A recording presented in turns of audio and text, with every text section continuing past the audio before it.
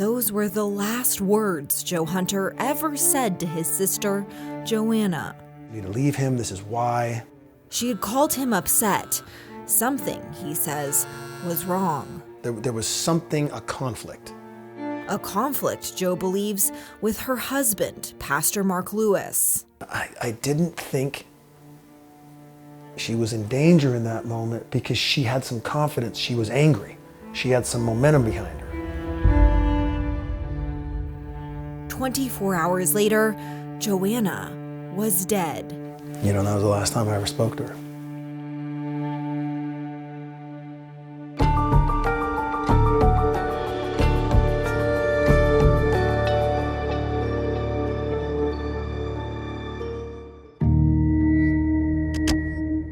Can you tell me what happened? I have no clue what happened. This is the 911 call after Pastor Mark Lewis found his wife, Joanna. Is she bleeding? I don't want to talk about it. Do you believe that Joanna died by suicide? I know that she did not. I know that someone took her life. I know that. Oh my goodness. Okay, I don't know what happened. Joanna's family doesn't buy Mark's account. Neither does David Kropp. It just doesn't make any sense. Kropp's a retired Sacramento police detective sergeant turned clinical social worker at Sacramento's Family Justice Center, a resource hub for survivors of domestic violence. When Joanna's family brought her case there, he reviewed it and grew concerned. Because it's highly suspicious. ABC 10 made multiple efforts to contact Mark through calls, texts, emails, and mailed letters to provide him an opportunity to share his perspective. He never responded. So using witness accounts, first responder records, the 911 call, and sheriff's interviews, ABC 10 examined Joanna's final hours and Mark's actions during that time. Let's rewind from the 9 p.m. 911 call to 1 p.m., the last time Mark saw Joanna alive, or so he told law enforcement. The implication is that he was busy out playing basketball during that period of time, but that's not the case. I think we were just playing basketball all day. Andrew Alvarado, a member of Mark's church, declined ABC 10's interview request. But in recorded 2014 interviews with law enforcement, he said he'd spent that day playing basketball at Vacaville's Fellowship Baptist Church, just yards from Pastor Mark and Joanna's home on the property.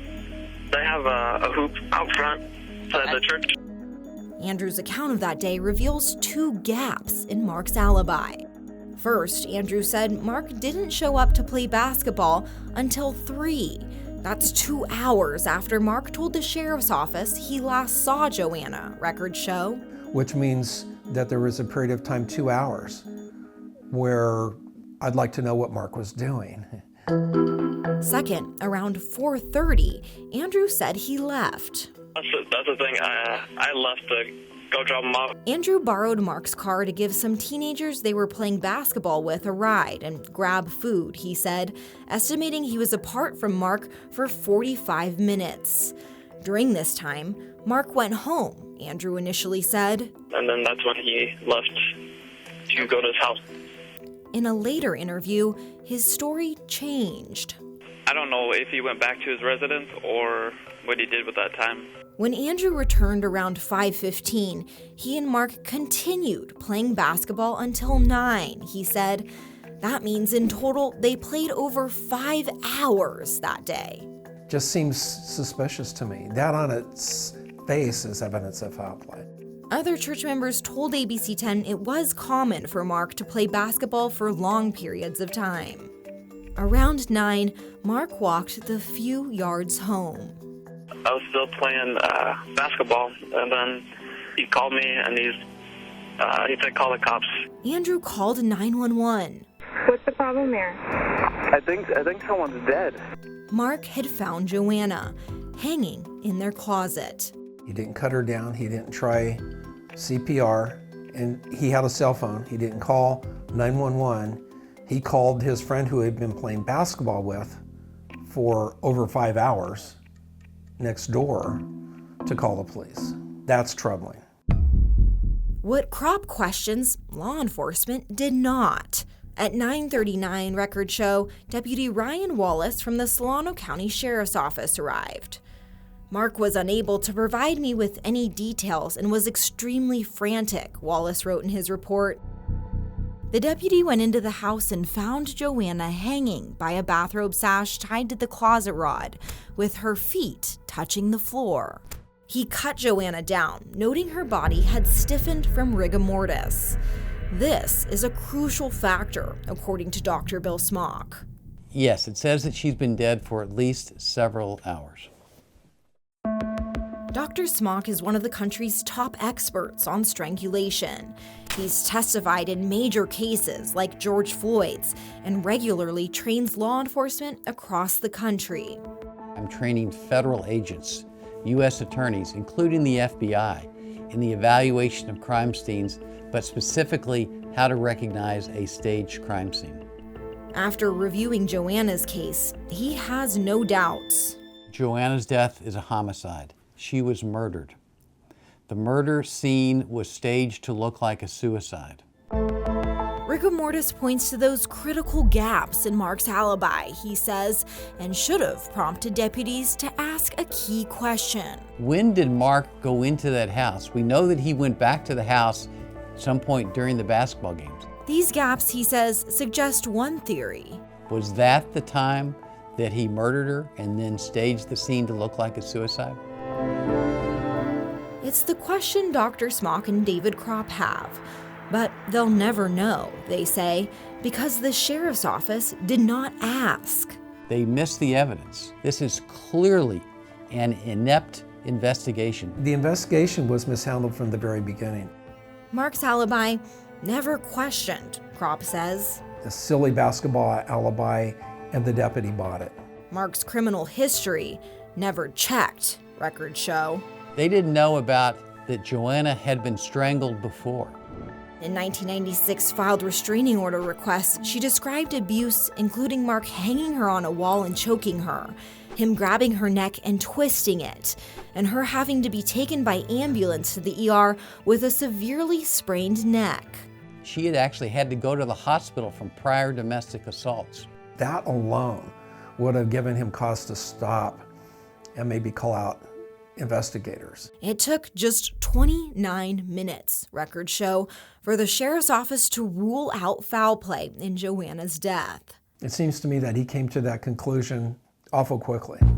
This despite witnesses, including Mark, saying on scene Joanna had no history of mental illness and never attempted suicide before, the report states. Well, why would she suddenly contemplate suicide if there's no history of suicide? Why isn't this a potential homicide? The Solano County Sheriff's Office ruled Joanna's death neither questionable nor suspicious. If they had, their 2011 protocol would have required an investigation from its Investigations Bureau. I believe that he told investigators there was no evidence of foul play and there's no reason for them to come out. Records show the Sheriff's Investigations Unit never came out to investigate. That deputy on the scene said, no, this is not suspicious. This is a suicide. Therefore, we don't need detectives to come to the scene. We don't need an autopsy. What a mistake. When Joanna's body was taken to the coroner at 11:07, no internal autopsy or x-ray was done. The forensic pathologist failed her. Dr. Susan Hogan conducted an external autopsy.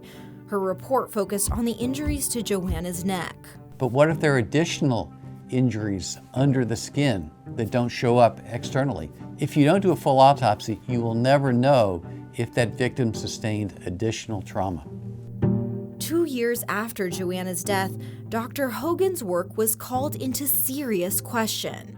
In 2014, a Superior Court judge wrote Hogan and the Solano County Sheriff's Office parted ways as witnesses expressed concern she was physically unable to do autopsies, failed to perform basic procedures, quickly formed conclusions about causes of death and used unpaid volunteers as autopsy technicians. Joanna was let down. At every level. At every level. Mark's family has a different point of view. ABC 10 tried to reach Mark through a church in Ohio. They said they'd pass along our message. We did reach his mother, Vicki Lewis. She told us Joanna called her the day she died, apologizing for everything she did to their family. Vicki said Joanna put them through a lot and struggled with suicidal thoughts. Though she has not spoken to Mark for years and declined going on camera, Vicki believes Joanna's death was a suicide, not a homicide. Joanna's family, meanwhile, was not even told she had died. Email, text, phone call, nothing. We didn't know anything. Legally, deputies didn't have to tell them. They weren't Joanna's next of kin, a person's closest living relative. Who's the next of kin? I guess Mark. Rather than deliver the news himself, Mark had Jacob Cantrell, a church member at that time, tell Patricia the next day. I remember walking in the door and seeing Miss Hunter, and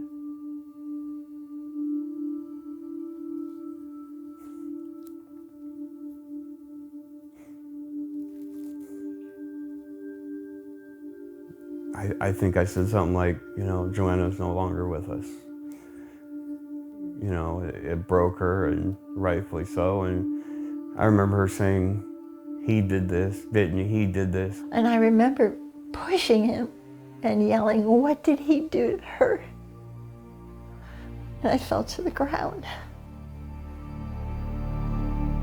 Having to tell Miss Hunter that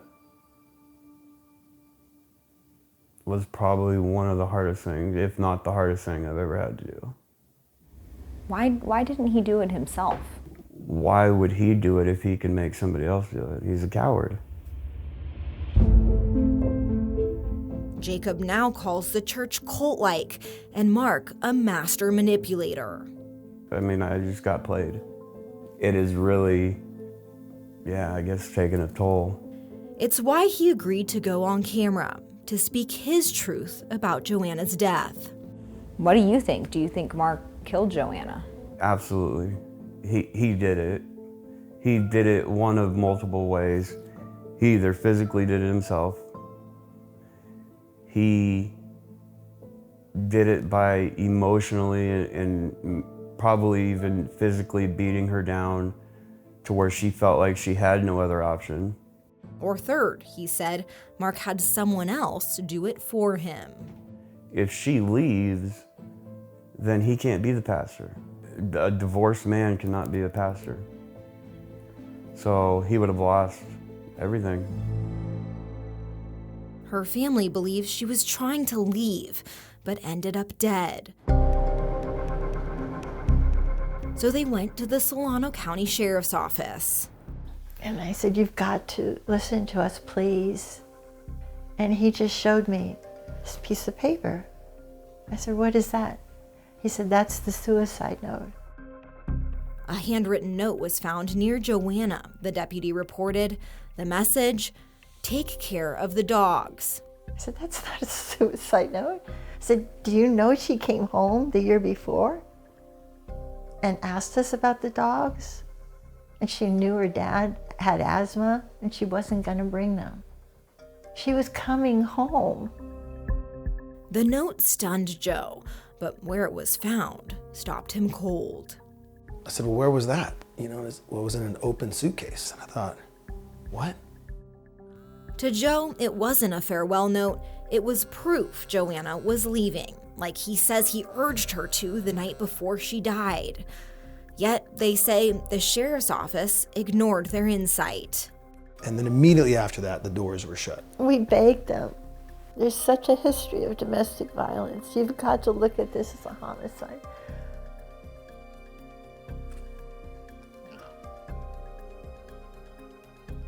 They wouldn't. If you let him go on this one, he'll do it again. And there'll be more. Joanna's case was swept aside, they say, until... It was 3:30 in the morning, and it came through my parents' bedroom window. Next, why the sheriff's office reopened Joanna's case only after another woman felt Mark's wrath. Does that show a pattern of him trying to kill women when they leave him? I understand the connection that's there, but again, there was no evidence that suggests any foul play with the death. And why they defend their original investigation. That's next on Hidden Homicides.